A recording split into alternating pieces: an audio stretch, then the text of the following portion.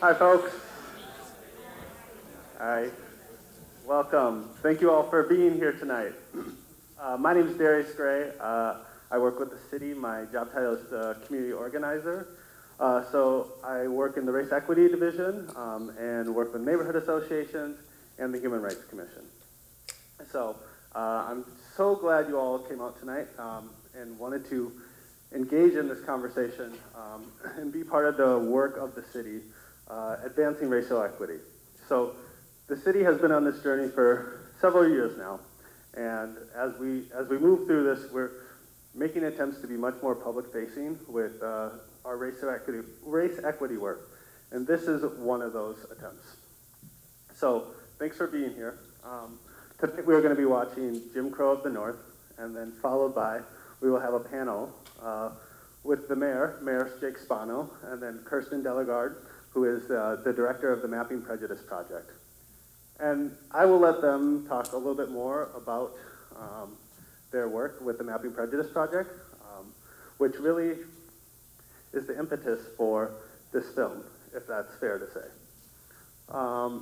And then I just want to give a special thanks to the Creekside neighborhood for all their work with organizing this, and then the Human Rights Commission for helping support this as well. And then also shout out to the Race Equity Division of the city. We will have opportunities for questions following the film for our panelists. So I'm going to keep it brief tonight and let the film and the folks who have done a lot of the behind the scenes work to allow us to get to this point do a lot more speaking than I will do. So with that, I think I would love for us to kick it off with the film. So without further ado.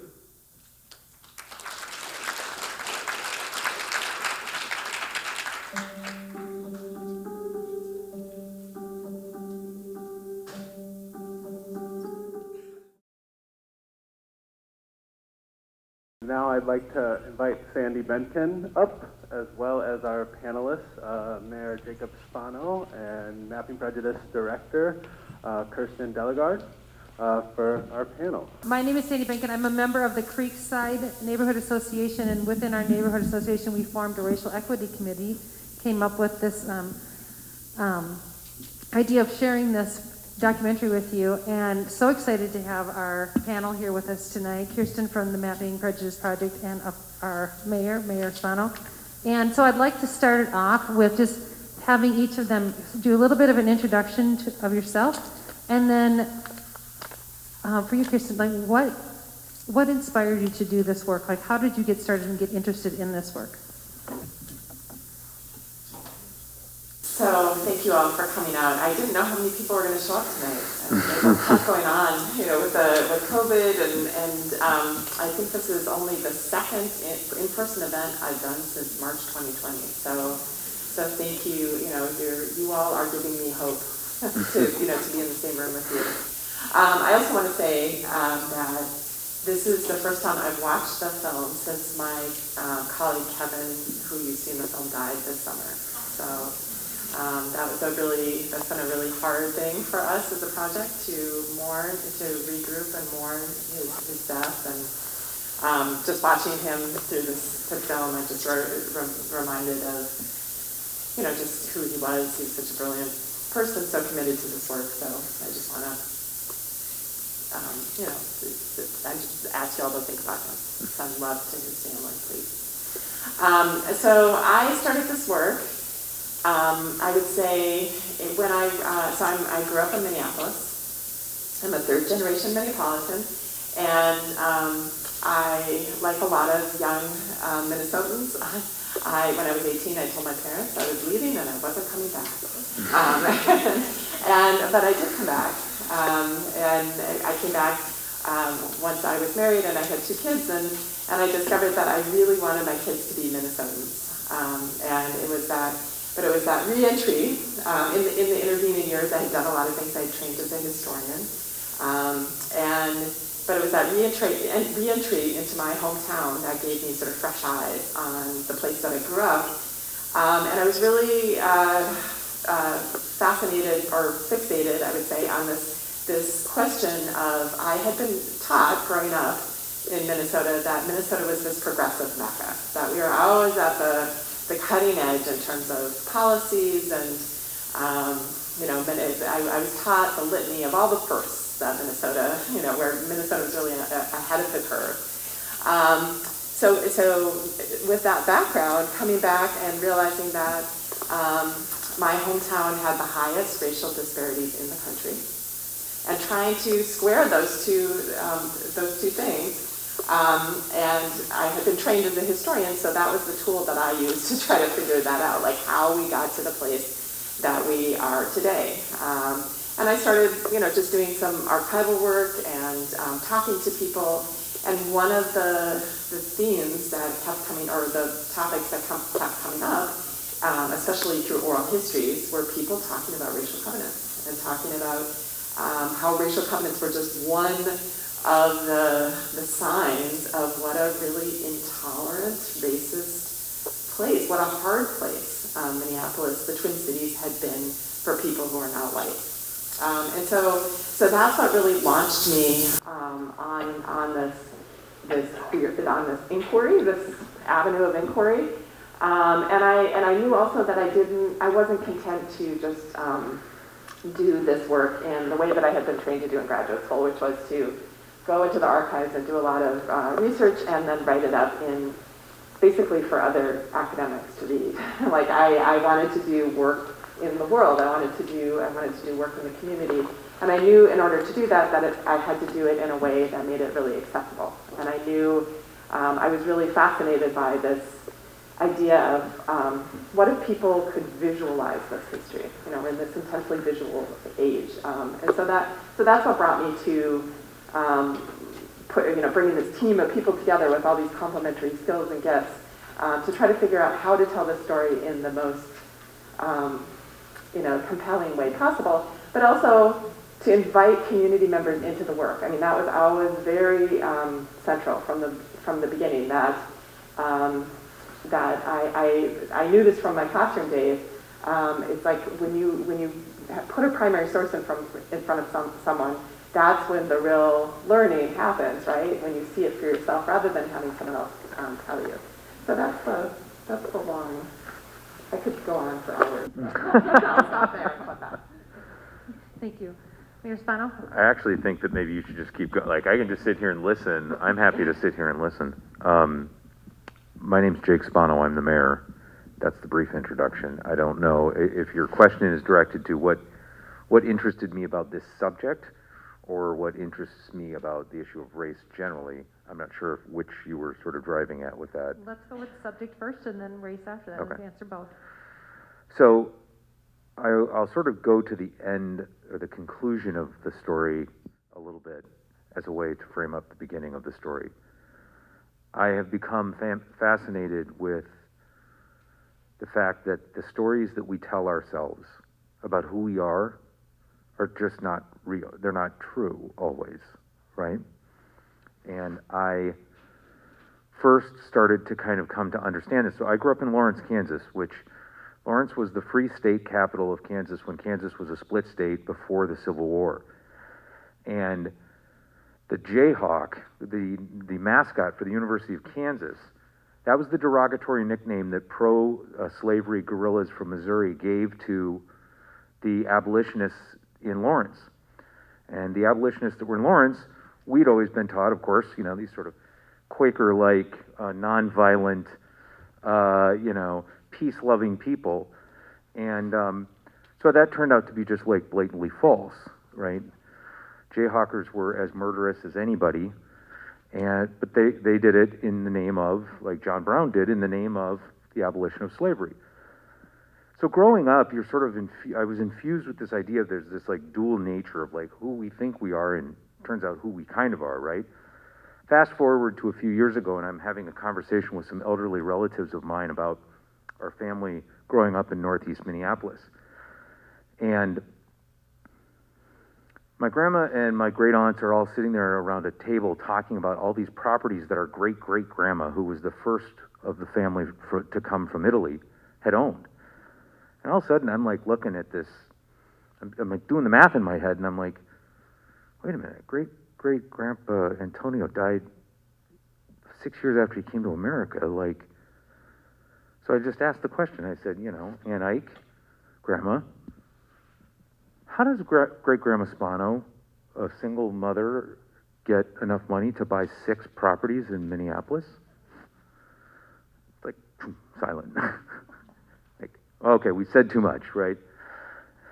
Now, it's never been really, really clear, but it's pretty clear to me, and it was pretty clear to my grandma and my great aunts, that my family was probably involved in some sort of illegal activity that generated a lot of money back at a time when you couldn't buy booze. Now, to hear my grandma tell it, she's, you know, my great aunt, with the way she said it was only wine, always wine, never the hard stuff. But this notion that the story that my family I'd always been told was one of, like, family comes to America, and it's that hard scrabble thing, and the story that we all tell each other, and it turns out that's probably not true. Fast forward to this. I had heard about Kirsten's work in the Mapping Prejudice project, and I'd seen the map. And I'm fascinated with maps, and I'm fascinated with history. And I love this community. And so I got really, really intensely focused on, like, the evolution of this map as it grew, right? Because the map that they're working on, keep in mind, they have not looked at all of the properties in Hennepin County. So the map that you see today is different than the map you would have seen 2 months or 6 months or a year ago. But I would periodically go back to the map to look at it and see kind of what had changed. And about a year ago, my house popped up on the map. In fact, my entire neighborhood has restrictive racial covenants on it.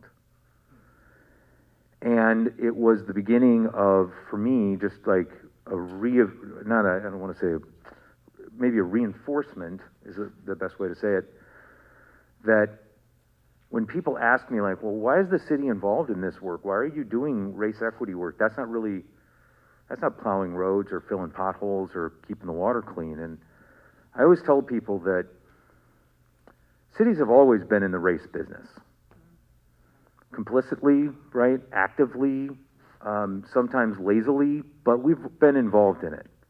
And this is, I think, a really, really important example of that, and it's why I'm interested in this subject matter. Thank you.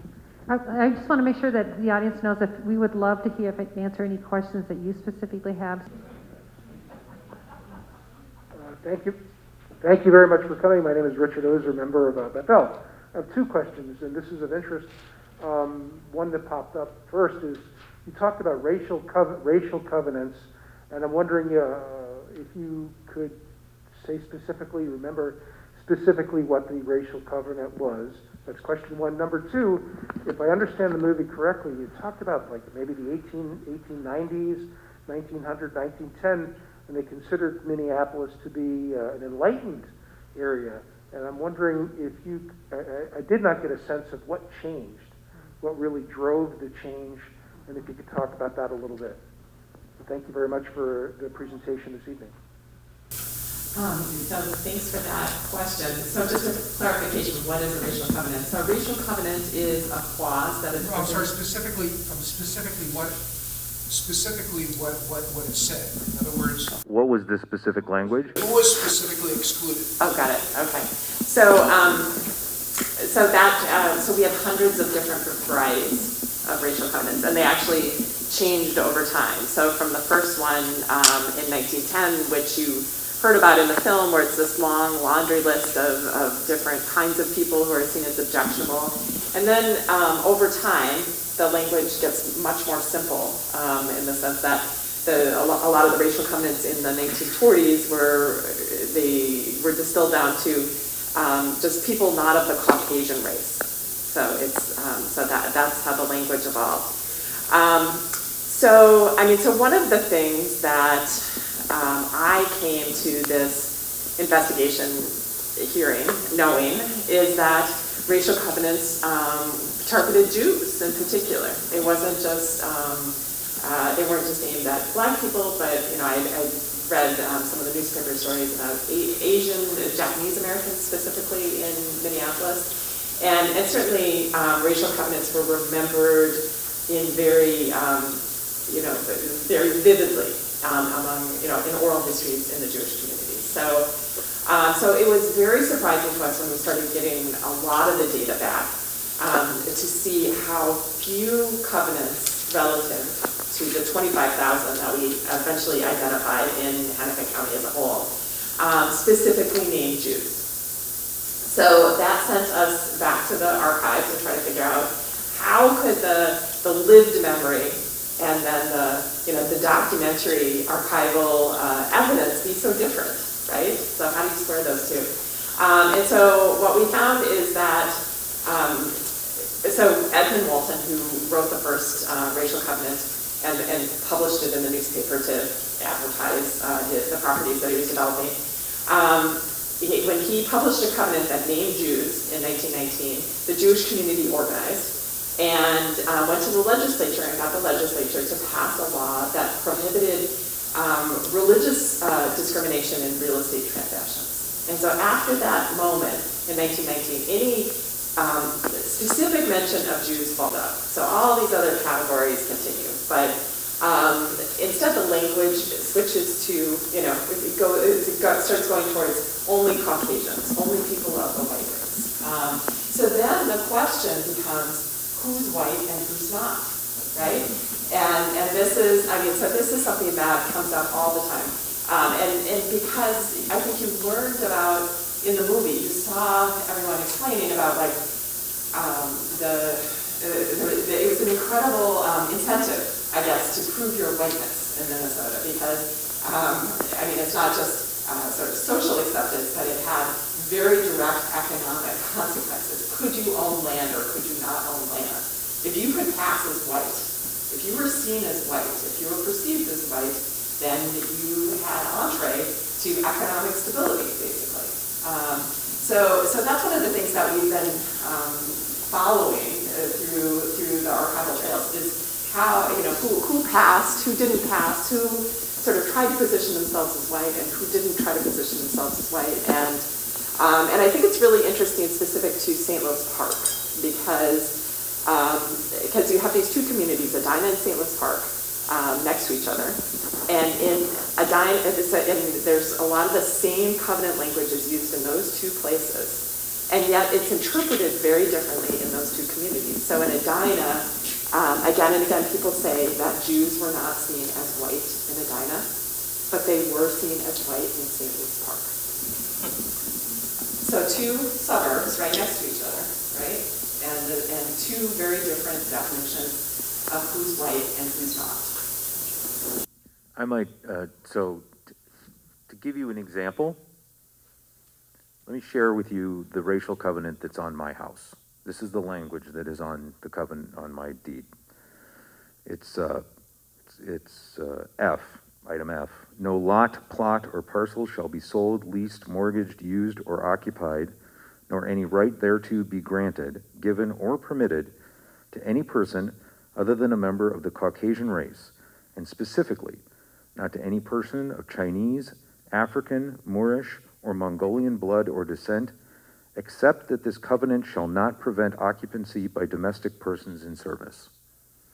So that's the language that's on every house in the Brooklands neighborhood, put on by a developer by the name of Douglas Reese. And I also, again, Penny, the researcher that is in the movie, she, I believe, grew up here or lived in St. Louis Park for a long time. And so she has a soft spot in her heart for us and was very, very generous with her time to dig into the mechanics of how this system worked to keep this information from people who maybe the developer thought they didn't want to know. Like, for example, and I said this, to Kirsten and to Penny, I certainly would have remembered if my wife and I had signed that, signed a document that had said that. And Penny was amazing about walking me through how that worked. And so, as an aside, if you're interested in digging into this a little bit more, I would offer two quick resources. One is, I did a little Wooddale Lutheran Church has a race equity team, and I did back in March like an hour-long Zoom meeting where I literally walked through a high-level kind of history of this not nearly as developed as Kirsten's team. And then I walked through my property, and I showed exactly how this system worked. And the sort of straw man buyers that would, flip titles and, bury this stuff. The other thing that I would recommend you take a look at if you're interested in this, because I sort of see Jim Crow of the North as one part of a video bookend, and the other one is an older documentary, and it's called Race, the Power of Illusion, the Place We Call Home. And the reason I recommend that is because it goes back a little further than Jim Crow of the North does to help us understand how race is a social construct, right? It's not a scientific thing. There's not a science right around that. It is, as Kirsten said, defined largely by white people. It also then does this incredible job of going through a couple of Supreme Court cases, the Ozawa and Singh cases, where you have a Japanese man, Tadeo Ozawa, who's a Japanese American, lived like fourth generation American, petitioned the United States Supreme Court to become a citizen because he said, I've lived my life as a white man in America. I go to Christian church, I'm in the Lions Club and all the, Chamber of Commerce and all that sort of stuff. And the Supreme Court said, no, you're not white. There's this set of science, what passed for science, that defines what whiteness is, and you're not part of that. So he has declined citizenship based on that. 3 months later, an Indian American man by the name of Singh, his last name is Singh, petitions the U.S. Supreme Court saying, great, the science that you just produced for this case proves that I'm actually white.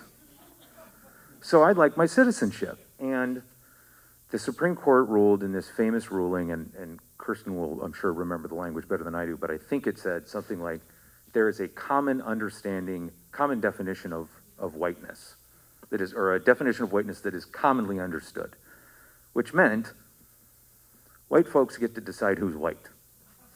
So we get to decide who gets to be part of the club. And so I would recommend you watch both of those, both this and that, because they do a great job of framing up the whole issue in a really, really important way. I had a quick question. When I walk around my neighborhood, there are a few houses that have signs renouncing their racial covenants. So I would like to know how to go about. I lived in that neighborhood, so I'd like to figure out how to do that. Wonderful. Okay, so have you heard of the Prejudice group? Do you know about them? Well, we're part of the Just Deeds group. Okay. So we're, another group. yep. So this is the amazing thing for me as a researcher that so people send me a lot of emails and I cannot read them all. And I'm not proud of this fact, but what has happened in a lot of cases is that people get tired of waiting for me to respond, and they just do stuff. And so the Just Deeds group I'm actually part of the Just Deeds group, so they did eventually get me to respond, and it's a fantastic group of people who are committed to using our map. If you find that you have a racial covenant on your property, they will help you walk through the process of renouncing the covenant. So there's a legal process that was put into place by the state legislature in 2019, that makes it possible. Minnesota was one of the first states in the country to make that possible. But in doing that, they say, our commitment in the Just Deeds group is to say, that's not enough. You can't stop there. You can't just renounce your covenant. You have to commit to action. Like, now that you know this history, and now you know what your connection is to this history, what are you going to do with that? And so another group that also spun out of that same impulse of sort of recognizing and acknowledging this history is a group of artists called the Free the Deeds group. And so they made those. They designed those lawn signs, and they've been going to farmers markets all summer. And their idea was to get people who to help them see whether or not they have a covenant, send them to the Just Deeds group to get it renounced, and then if they do that, they could buy one of these lawn signs saying that they renounce the covenant, and the proceeds from the sale of that sign go to a Black land trust that's helping people to become homeowners. So it's a really meaningful, I think, bit of action that combines all these different parts of acknowledgement, sort of promising or committing to take action, and then, but also making material redress, right? So connecting all those dots. So go to the Free the Deeds website, and you can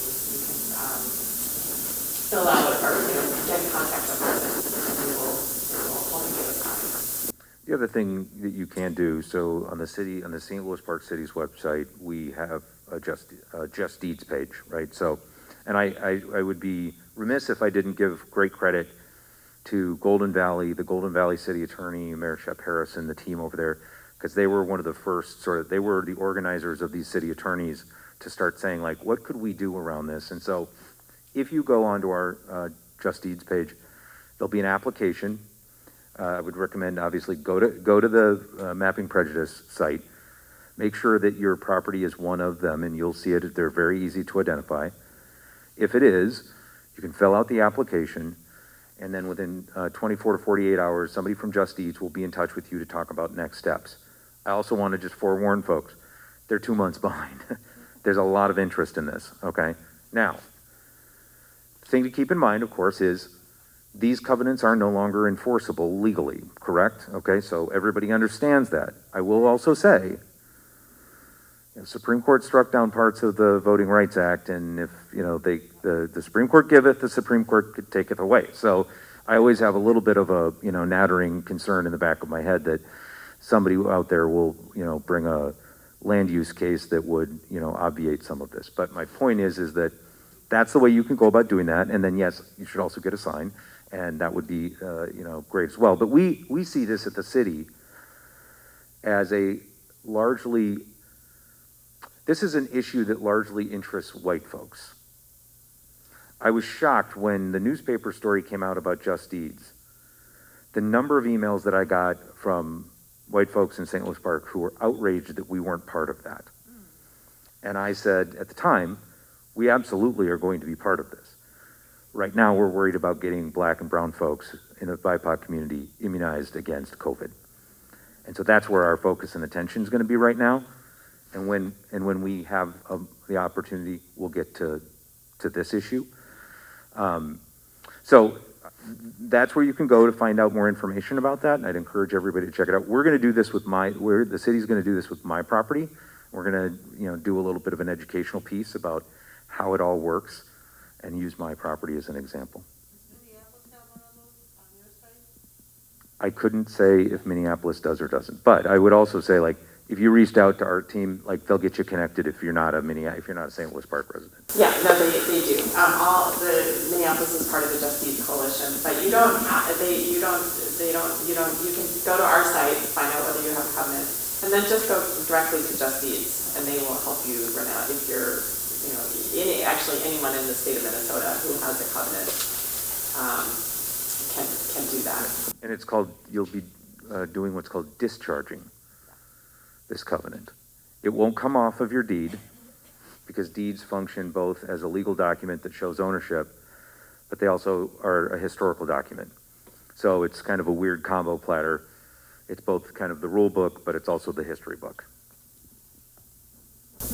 In the video, somebody suggested that they would use the racial covenants for strategic and targeted investment into communities. And I'm wondering if it's far enough along, if you've seen that in Minneapolis, or intend to use the data in St. Louis Park in a really strategic, targeted manner.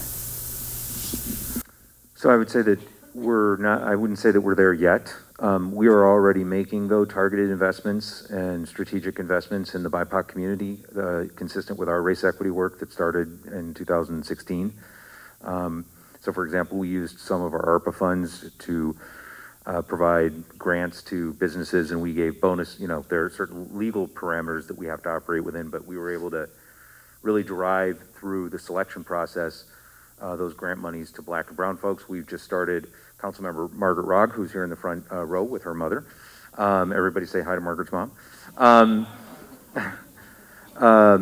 Was instrumental in bringing forward to the council this idea that we should be trying to balance out home ownership You saw the statistic, right, or heard the statistic, 75-25. And so we now have a $300,000 sort of pilot program that is directed to first-time home buyers.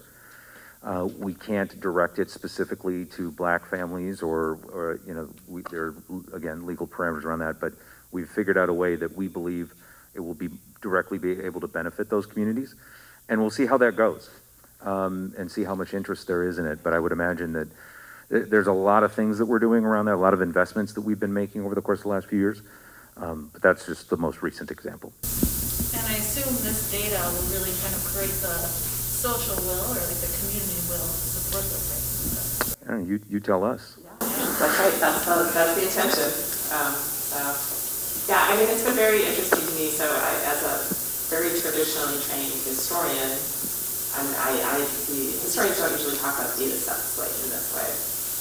But creating this data, now we know to call it a data set, has just opened up all these conversations with the people in different disciplines that I don't usually have a chance to talk to. And so one group, of course, has been planners.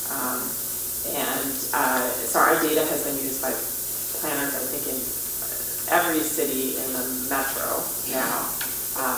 And in the Met Council is using our data set too for figuring out long-term strategic investments, specifically in green space and transportation. So, yeah, I mean, one of the things that someone in the city of Minneapolis told us when we had our first presentation down in City Hall is she was a data person, and she looked at our map and she sighed and she said, "Yeah, it's always the same map."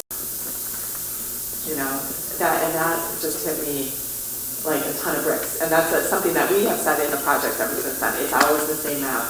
That actually, once these patterns were established by racial covenants, they have just persisted over time. And it's been phenomenal to me to have all these different researchers from all these different areas, whether it's people who study air pollution or maternal mortality rates or Superfund sites or, I can't even, tree cover. That was another one that I never, makes perfect sense now, but I didn't expect it. The racial covenants are totally, where they were is totally predictive of those things. That you can overlay any contemporary measure of well-being today, and it correlates with where the racial covenants were put in. So everything from police killings, again, to different public health outcomes. It's phenomenal to me that these things that were put in 100 years ago that are no longer, that have not been legal for more than 50 years, still are casting this long shadow over our communities. Another question. This may be directed to all three of you, but perhaps with more focus to Ms. Delegardo.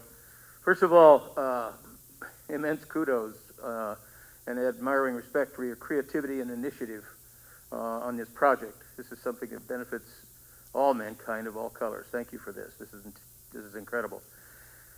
To your knowledge, again, to the three of you, are analogous projects in works with other metro areas around the country, or other cities doing the same or similar things? Indeed, yes, and we have to have a conversation about this too. So I got the idea for this from a research project in Seattle that had done sort of a preliminary attempt without using the same kind of digital tools that we had. So that was kind of one of the first. And then as soon as we started, then we almost immediately connected with another project in Washington, D.C., which is also one of the more established projects. And then since our work got more well-known, then the projects have been popping up all around the country. So now we're in conversation with active collaboration with at least 15 different projects around the country. So we have ourselves expanded our geographic focus to include Ramsey County and now the Summit County Metro. We're curious. We haven't quite figured out whether it's feasible. We'd like to do some smaller cities in Minnesota too. I think that would be really revealing. But yeah, we're working with a group in Chicago, in Milwaukee, in St. Louis, in Charlottesville, Virginia, in Ann Arbor, Michigan, in Madison, Wisconsin, Washington, different parts of Washington State. So our feeling as a project is that we don't want to do all this work, but we want to give everything that we've learned in doing the work to these other groups so they can replicate and do it in whatever way is appropriate for their community, to empower them. Because it's all about the community, it's about these conversations, right? And you have to have that local knowledge and those local connections and those local relationships to make this work actually matter. And not sure if it's going to be exactly responsive. I think Kirsten really answered your question, and you certainly saw the map in the documentary of all the other cities. For the last 3 years or so, I've been co-chair of the National League of Cities Race Equity and Leadership Initiative, and so we have seen an explosion in membership since the murder of George Floyd, who was a resident of St. Louis Park prior to his murder, and I think that much has been said about that period of time and what it did, just not only to this region but really globally. Right, we saw sort of a global response, and that's certainly true for cities. Right, we probably had, I don't know, 50 people. You could probably put us in a decent-sized conference room when the real team would meet at the National League of Cities. And now, there are literally hundreds of member cities from around the country that are beginning to ask themselves these questions, that are seeing this now, right? And they're starting to see things that they just never realized before. And so I think there's a lot of energy. And actually, Kirsten and I were sort of chatting as we were sitting here about, we need to sit down and talk, because this week is the NLC's big annual conference. And on Friday, I'll be speaking about restrictive racial covenants and post-war American suburbs at one of the workshop sessions. And so it's definitely a topic that has gotten a lot of interest and traction. Do these covenants exist beyond metropolitan areas? Yes. Yeah. And so nobody's ever looked. I mean, it's not that people have never looked, but never in a comprehensive. I would say until our project came along, people always talked about racial covenants as being a phenomenon of large cities. But in doing this research, one of the cool things is that people just send us their covenants. It's kind of, but so we've been getting, people have been sending us their covenants from rural Minnesota. And I can't, based on that very skewed sort of research methodology, I can't say for sure, where they are and where they aren't, but the pattern that we are seeing is that they're showing up in resort communities. Right? Yeah, so as people developed resorts, especially in the 30s and 40s, which was kind of the high point of racial covenants, the people were putting these racial restrictions on lakefront homes, specifically. And this can be the last one. I'm sorry if I'm keeping everybody. I guess what I'm really curious about, not only from the historical aspect, but also from the governing and contemporary aspect, what are the contemporary iterations of racial covenants? And I think, especially I'm directing it at the mayor, what is the coded language that now gets baked in and codified into property management? And, addressing single-family homes versus multifamily homes. Because that feels like coded language that is reinforcing racial covenant lines. I don't know if that's a question that you can answer, but I'm just curious. Exactly. Certainly a topic of discussion. Minneapolis has obviously made some changes and moves in that regard. Our focus has been around housing, because a lot of the energy around this issue revolves around creation of affordable places for folks to live. And our history for the last, up until 2015, the city's policy was to just sort of ask developers to include affordable units in their mix and in their developments, wherever they were happening in the city. And that resulted in exactly 0 affordable housing units being built in the city, right? Now, we have an inclusionary affordable housing policy. We passed it in 2015, and we've seen, you know, hundreds and hundreds of units built in our community through the use of that tool. And so we have a lot of other cities around the metro that are asking that same question, like, hey, what are you guys doing and how can we do it? I would say also that this can't be one city working on this issue. The issue of affordable housing and the issue of the implications, long-term implications of race and racial inequity and how they were sort of hard-baked into this system will take every city, you know, working together on them. And I would also I also want to make sure that I'm kind of really clear about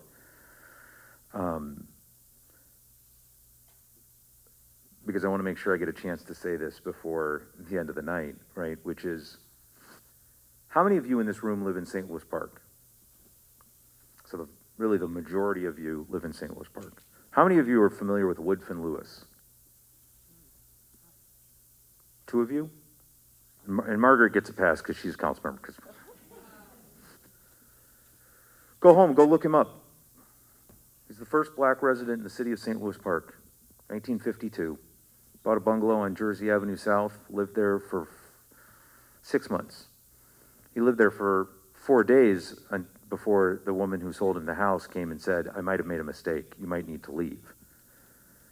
And a group of, I think, well-meaning, well-intentioned pastors from congregations around town got together and met with the new resident and the owners and the neighbors, and an agreement was struck that he could stay for 6 months, and then he left. This guy was a nuclear physicist working at Honeywell, and he was driven out of our community. And we didn't have black families come living in St. Louis Park till the 60s.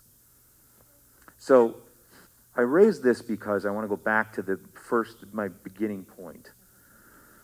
We've got to understand and be willing to grapple with our own history of how we got to where we're at, and single-family housing and zoning rules. All of that, yes, is all part of that discussion, right? And it's going to get hard. I mean, it's going to get really hard. But I have said this before, and I know it sounds a little campaigny, slogany, but I've said it and I mean it. Easy stuff is for other cities. We do the hard stuff because it's worth doing.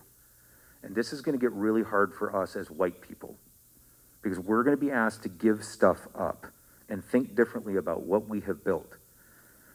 But when you look at that map and you look at our city, and you know that the single greatest intergenerational wealth creator that this country has ever known has been home ownership.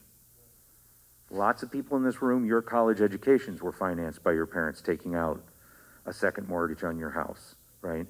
So you can see how in the relay race of life, a whole bunch of folks not only got left at the starting line, but like they were tied to the starting line while the rest of us were running around the block. So it's going to take a lot of work, and it's not going to happen overnight. But I would just ask you, like, when it gets tough, you got to really dig in hard.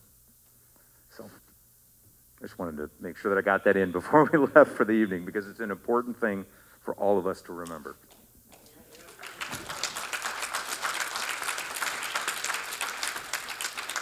Do we have time for?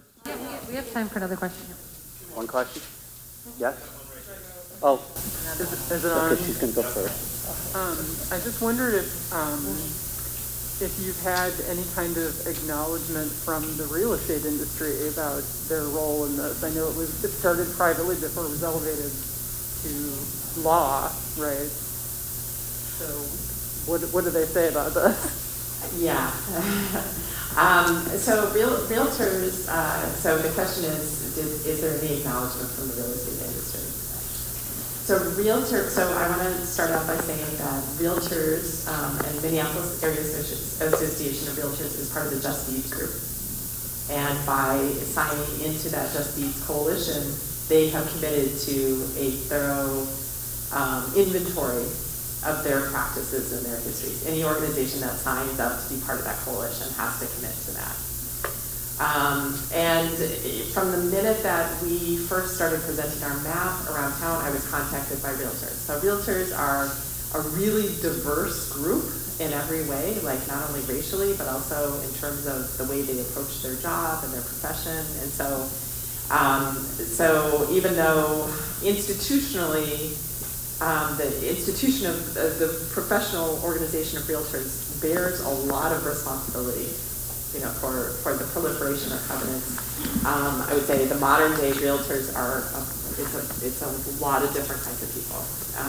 And so it's been interesting to work with those people the realtors who are working to make change around this, because I always had this idea that if we could educate realtors around this, that every time they buy or sell a house that have one of these covenants and someone sees one of these, they could be like our frontline educators on this history, you know, and a lot of them want to do that.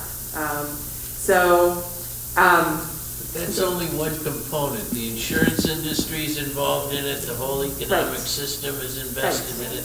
Yes, exactly. I mean, the realtors are only one point of contact. That's right. Yeah, and that's right. And whenever anyone says, "How about this? How about that?" I'm like, everybody. The planners, the University of Minnesota, where I come from, also one of the biggest landowners in the state, also was involved in, you know, the banks, the insurance.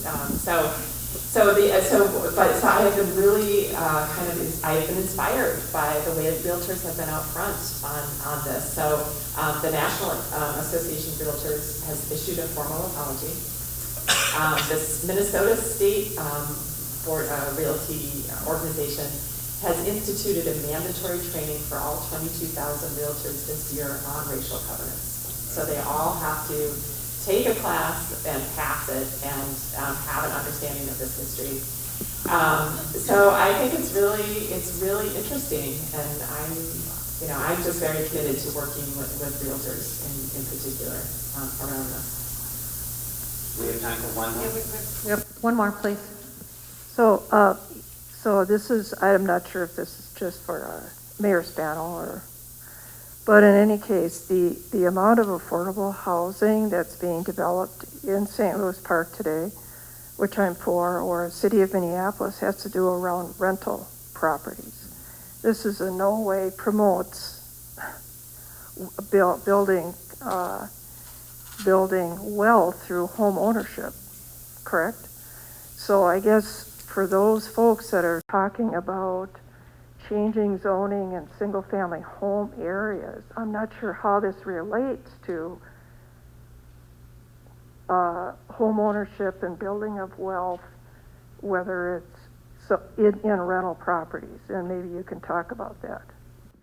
Claudia, can you maybe take another run at your question? Is your question about affordable housing and that we should be? Well, I hear a lot of pressure, and this has been true in the city of Minneapolis, to change the zoning in single family where you can build any kind of multi-density or whatever. My concern about that aspect is that we're not really promoting home ownership when you're building apartments and fourplexes, sixplexes for rental properties. Yeah. So what's the alternative? So, and this ties a little bit to your earlier question, and sort of comment about zoning, right? One of the things that and this goes for any sort of solution or policy or what have you that comes up. I always tell people that, you know, someone will come, or Margaret and I will go to a National League of Cities conference and we'll come back with this great idea from Tucson, Arizona that we're like, oh my God, we got to do this.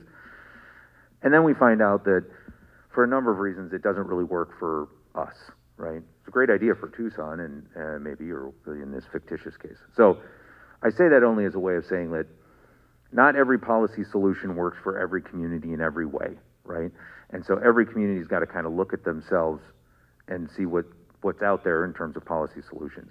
You're right, Claudia, that the affordable housing, the affordable rental housing that has been built doesn't necessarily directly impact or improve the home ownership gap.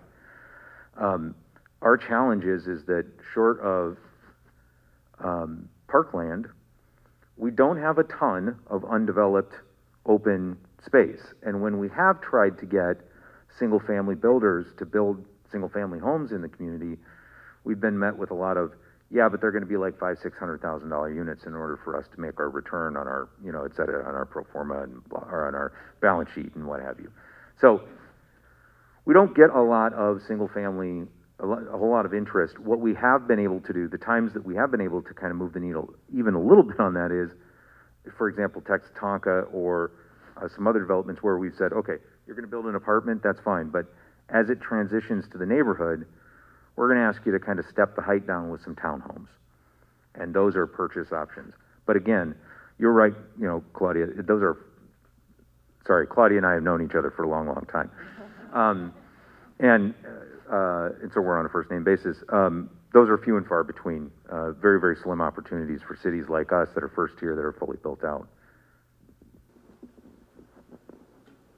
Well, I think we're at the end of our time here, so I want to first of all thank our panel for coming and for sharing your passion and your knowledge. I'd like to thank all of you for showing up here. This is such an important topic, and what comes next is really up to you. And I don't know if either of you have any specific comments about potential, you know, I know a lot of us have a bias for action, and so we know there's the opportunity to address your deed. But what else? What else for opportunity for action might there be? Yeah, I mean, I think everybody has to kind of figure out where they fit in. There's no one kind of action. You know, for some people, like for me, I use my skills as a historian, right? And that's what I've decided. Other people, it's the political, you know, the electoral process, and some of you will get involved at your kid's school. But I think the key here, and this sounds very theoretical maybe, but it's actually very concrete, to just be acknowledging everywhere that racism is present and it's structural, and commit yourself to dismantling those structures wherever you see them. And that's a lifetime of work right there, right? And it's hard work and it's exhausting work. And it's not simple. You can't just show up for one thing and be done. But it's committing yourself to conversation, and conversation in a way, I would say, that calls people in rather than calls them out, because that's kind of the way we do this, I think, for the long term, and make real progress. I'll also put in a shameless bid for my project. So that we had a hiatus in terms of our transcription sessions over the summer, but I'm going to be welcoming a new colleague, and we hope to be having our volunteer sessions again starting in January. And I would encourage you to come and check out the work if you're interested, and also bring friends and family members, because I think hopefully these conversations will continue to snowball in that way. So. What's the website? www.mappingprejudice.org. You can't miss it. Yeah, I think what I would leave folks with is, you know, there's probably 50 people in this room, and every one of you have different skill sets and different backgrounds and experiences, and you know your skills and your and the things that you can, your gifts, right? You know them better than we do. So I'm not going to presume to tell you how to do that. What I will say is, you can certainly talk to Darius a little bit about what the city is involved in. We have the Human Rights Commission and our Multicultural Advisory Commissions. These are advisory boards that work with us, but also do community outreach. This event is part of the Human Rights Commission's work that was going on over the summer, which trickled into the fall. And so I would encourage you, first off, I want to say thank you to them, but I also want to, say encourage folks to get involved in those ways. If you want to run for office, whatever it is that you particularly do. There's lots of opportunity. We don't lack for need.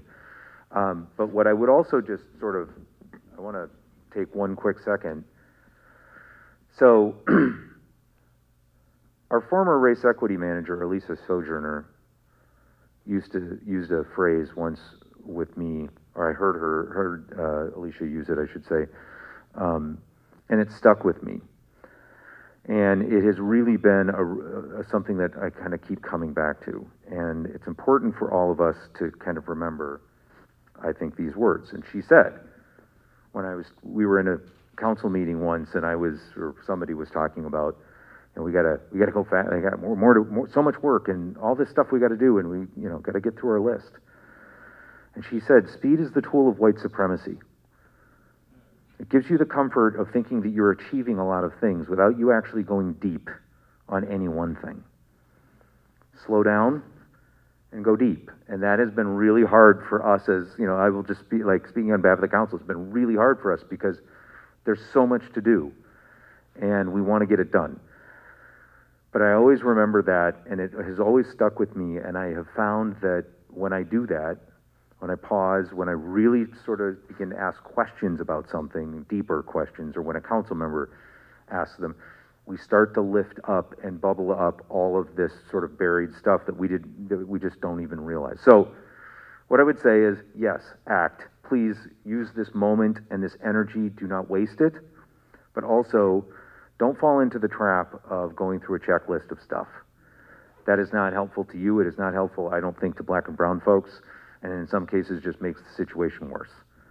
So those would be, I guess, my closing thoughts on that. Thank you very much. So one thing we had hoped to have here tonight, we don't, which is a list of resources. Just again, further educate yourself. There are so many resources available. Let your curiosity take you. Let your heart take you where it needs to go. We will be emailing it to all of our contacts that we've used for this event. So neighborhood association leaders will get it and they can disperse it to the neighborhoods. We'll also share it with our faith communities that have been a part of this. And we will also make it available. This has been recorded and we'll make it available with that content as well. So again, thanks everyone for coming. Have a safe evening and we'll see what comes from here.